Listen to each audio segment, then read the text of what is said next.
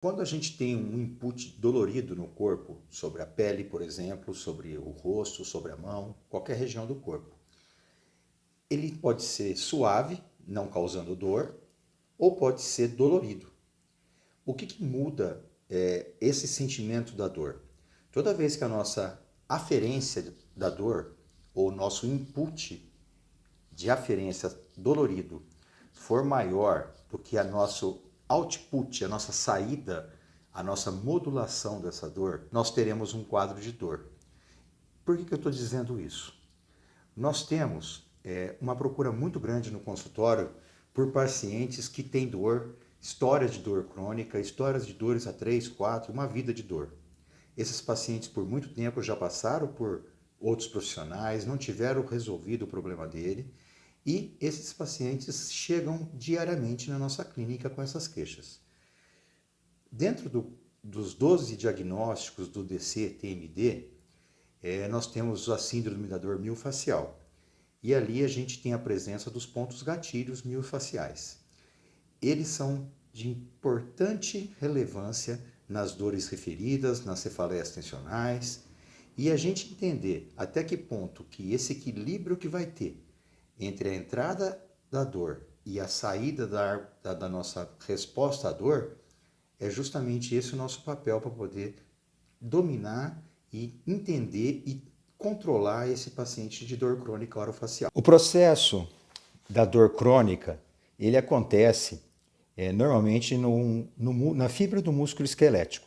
Nós temos um defeito no sistema da actina-miosina, que causa a contração e o relaxamento da fibra muscular esquelética. Isso faz com que a fibra fique constantemente contraída. Essa contração desse ponto vai causar um ponto tenso dentro dessa fibra muscular, uma banda tensa, formando então o ponto gatilho miofascial, ou trigger point, como é chamado em inglês. Esse ponto gatilho, ele deixa a banda contraída do músculo, não permitindo a chegada de sangue, de nutrientes, fazendo com que todo esse entorno dessa região tensa crie um processo inflamatório, aonde vão ser liberados glutamato, substância P, e isso promove um quadro de dolorimento na região. Esse dolorimento vai causar uma constante irritação, porque como não chega o sangue, ele vai ficar o tempo todo ativado esse ponto gatilho. Esses pontos gatilhos são causados por micro e macro traumas, principalmente mais comum para a gente, o bruxismo da vigília traz muito esses pacientes. E temos outros pontos aí também que vão cronificando a dor e causando esses pontos e levando a um sistema de dor crônica. Esse ponto gatilho causa uma neuroplasticidade muito curiosa. Ele cria um ponto, ele está localizado entre um receptor e entre a ligação com outro neurônio que leva até o córtex cerebral. Então nós temos numa ponta um receptor que é a atividade que recebe a dor muito próxima à pele da dor. E nós temos a outra ponta do neurônio que conecta num outro neurônio e vai até o cérebro, com o córtex cerebral. Esse ponto gatilho está relacionado num ponto aqui que vai liberar a substância dolorida. Essa dor caminha para a direção do receptor na pele, ou do receptor próximo à pele, fazendo com que essa dor venha e sensibilize os neurônios em volta dele. Essa sensibilização dos neurônios em volta vai causar um processo chamado por sensibilização periférica. Os neurônios em volta vão começar a sofrer processo de dolorimento, vão mandar também impulso de dor para o cérebro. A outra ponta do neurônio, depois do ponto gatilho, vai mandar a informação de dor também para o córtex cerebral.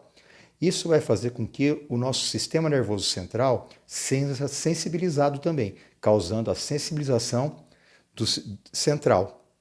Então nós temos uma sensibilização periférica e uma sensibilização central, acontecendo nas duas pontas do processo desse ponto gatilho. Para que a gente consiga ter uma efetividade na resolução desse problema, nós temos que atacar as duas pontas, porque quando você tem o sistema nervoso central sensibilizado, muito tempo é muito comum você ter um sistema de falha, de defeito na modulação da dor. Ou seja, aquilo que a gente falou que o cérebro regula a dor do corpo e controla a dor do corpo, sofre um defeito. Então o cérebro já não consegue modular essa dor central. Isso faz com que a dor cronifique. Então, para a gente trabalhar nessa dor que já está há 3 anos no paciente e que tem a origem num ponto gatilho miofascial, lembra que eu falei que é muito comum esse quadro. Nós temos que trabalhar a sensibilização periférica, a sensibilização central. Né? Muitas vezes também temos que lançar mão de fármacos, que são remédios que causam dependência e também são doses dependentes. Com o tempo você acaba aumentando a dosagem dele. Então são remédios de receita controlada. Se você também às vezes tem que entrar com antidepressivos e às vezes até com anticonvulsivante para criar esse sistema de modulação através de fármacos, para que você lance junto ao córtex cerebral, junto à massa encefálica, mediadores químicos que vão promover a dinâmica dentro ali dos fluidos químicos, que a gente vai estar abordando isso mais para frente no capítulo de neurofisiologia, né? Justamente para modular essa dor. No final dos anos 80, no começo dos anos 90, foi descoberto o sistema endocannabinoide, que, resumidamente falando, é um sistema que promove o equilíbrio corporal. Uma vez funcionando corretamente, você teria uma saúde 100%. Isso se chama homeostasia. É um processo que todos os hormônios, cada um no seu elevador, subindo e descendo, todos os mediadores químicos bem regulados, você não teria, seria um ambiente platônico até, mas seria um ambiente onde a doença não entraria.